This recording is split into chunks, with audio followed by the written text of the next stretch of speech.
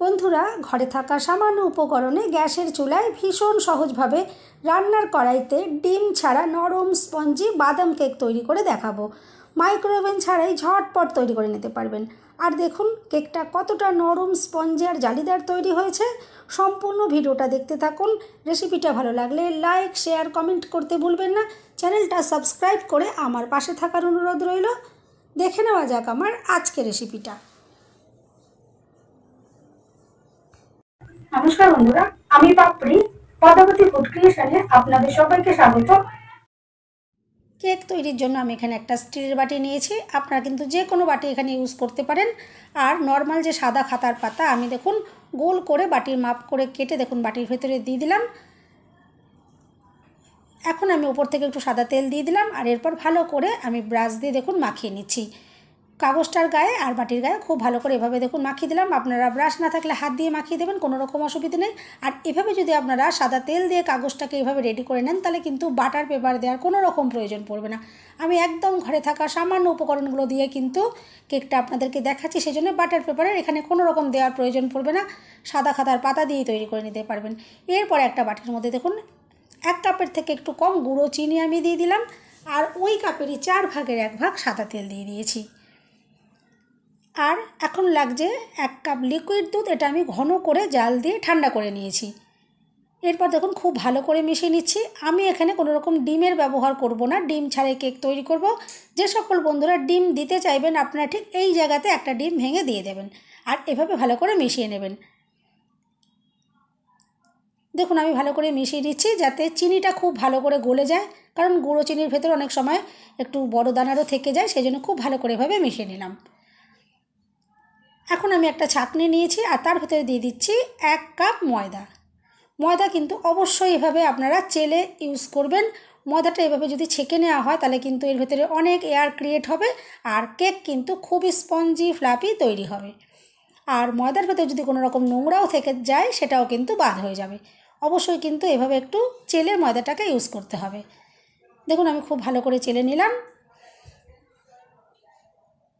এরপরে আমি এভাবে একটু দেখুন মিশিয়ে নিচ্ছি। এভাবে খানিকক্ষণ মিশিয়ে নেওয়ার পরে এখানে আমি আরও 1/2 কাপ ময়দা দিয়ে দিচ্ছি। আর এই ময়দাও দেখুন আমি চেলে নিচ্ছি।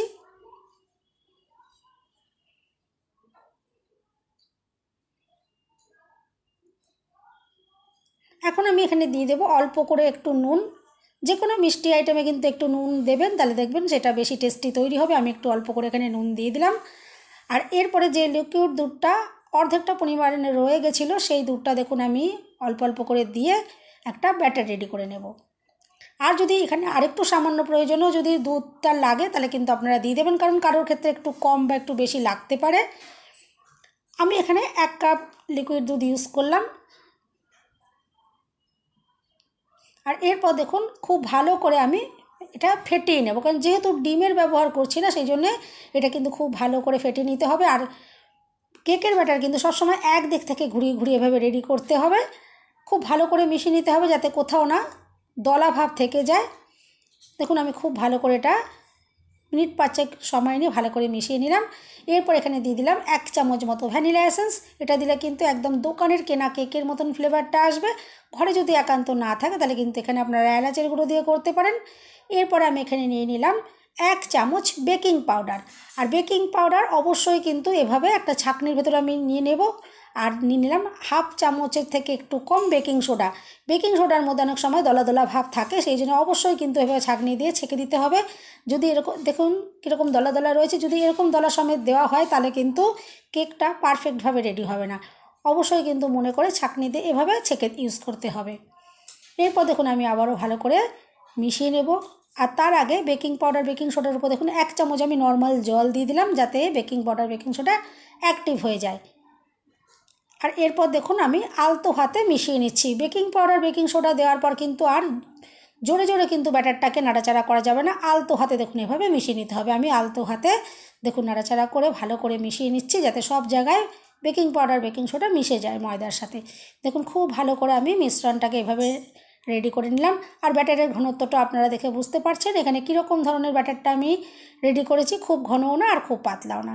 এরপর দেখুন যেই কেকের বাটিটা আমি রেডি করে রেখেছিলাম সেই বাটির মধ্যে দেখুন এখন ব্যাটারটা আমি দেখুন ঢেলে দিচ্ছি। সম্পূর্ণ ব্যাটারটাই আমি এখানে দিয়ে দেব। আর এরকম অর্ধেকটা পরিমাণে কিন্তু ব্যাটারটা দিয়ে ভর্তি করতে হবে, কারণ বেশি করে দেওয়া যাবে না, কারণ যখন কেকটা রেডি হবে একদম কিন্তু বাটি ভর্তি হয়ে যাবে। সেই জন্য এরকম অর্ধেকটা পরিমাণে এরকম ব্যাটারটা দিতে হবে। আমি যতটা পরিমাণে ব্যাটারটা রেডি করেছিলাম ঠিক এরকম অর্ধেকটা পরিমাণেই হয়েছে, আমি মাপ করে এটা রেডি করেছি। আর এরপর দেখুন একটা কড়াই আমি ভেতরে একটা স্ট্যান্ড এভাবে রেখে 5 মিনিট খুব ভালো করে গরম করে নিয়েছি। ওপরে একটা ঢাকা দিয়ে আমি ভালো করে গরমটা করে নিয়েছিলাম। আর এরপর কেকের বাটিটা বসিয়ে দিলাম আর গ্যাসের ফ্লেমে একদম লোতে করে দিয়ে আমি 8-9 মিনিট পর এটা ঢাকনাটা আবার খুলে নিলাম। উপরটা দেখুন এখন হালকা হালকা একটু নরম নরম রয়ে গেছে। আমি ঠিক এই সময়তেই এখানে বাদাম, দেখুন একটা চিনে বাদাম, ভাজা চিনে বাদাম আমি এখানে ইউজ করছি, সেটা উপর থেকে দেখুন এভাবে ছড়িয়ে দিচ্ছি। যেমন কেকটা দেখতে সুন্দর লাগবে তেমনি খেতেও কিন্তু খুবই অসাধারণ লাগবে। আর এরপর উপর থেকে আমি আবারও চাপা দিয়ে দেবো। আর এরপর আমি আবারও 35 মিনিট বেক করে নেব। আর বন্ধুরা আপনারা কিন্তু ওপরে যে চাপাটা সেটা অ্যালুমিনিয়ামের বা স্টিলের দিতে চেষ্টা করবেন, কারণ কাচের ঢাকনা যদি ইউজ করেন তাহলে কিন্তু কেকের মধ্যে কালার আসবে না।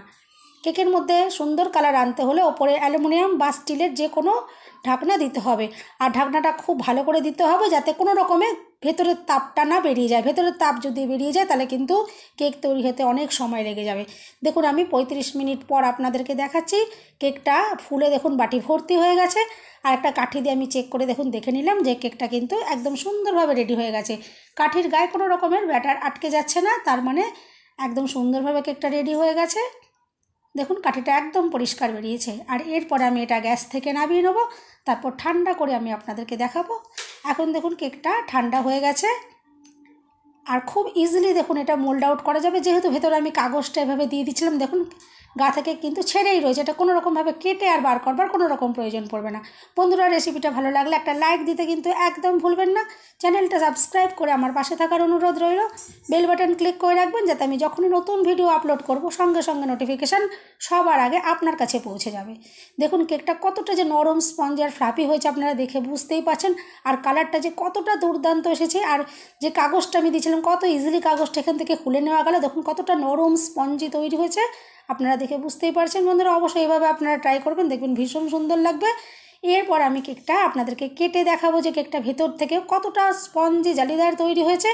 আপনারা এভাবে কেক তৈরি করে বাচ্চাদের স্কুলে টিফিনে দিতে পারেন বা সকাল বিকেল চায়ের সাথেও কিন্তু খেতে পারেন, ভীষণ অসাধারণ লাগবে।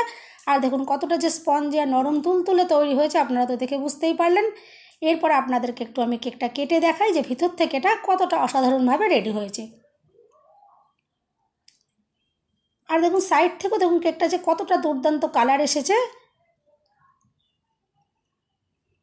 আর এরপর দেখুন আমি কেকটা কেটে নিচ্ছি, আর কাঁটাটা দেখেই আপনারা বুঝতে পারবেন যে কতটা নরম স্পঞ্জি তৈরি হয়েছে। দেখুন কাঁটাটা দেখেই আপনারা নিশ্চয়ই বুঝতে পারছেন যে কতটা এটা অসাধারণভাবে রেডি হয়েছে। আর দেখুন ভেতরটা কতটা জালিদার তৈরি হয়েছে, দেখুন নরম স্পঞ্জি আর ভীষণই হালকা কেকটা তৈরি হয়েছে। অবশ্যই আপনারা এভাবে ট্রাই করবেন, ভীষণ পছন্দ হবে। বন্ধুরা রেসিপিটা ভালো লাগলে একটা লাইক দিতে কিন্তু একদম ভুলবেন না। চ্যানেলটা সাবস্ক্রাইব করে আমার পাশে থাকার অনুরোধ রইল। সবাই সুস্থ থাকবেন, ভালো থাকবেন, দেখা হবে নেক্সট ভিডিওতে। ভিডিওটা শেষ পর্যন্ত দেখার জন্য সবাইকে রইল অসংখ্য অসংখ্য ধন্যবাদ। আর দেখুন বন্ধুরা কেকটা কতটা নরম স্পঞ্জি আর জালিদার তৈরি হয়েছে।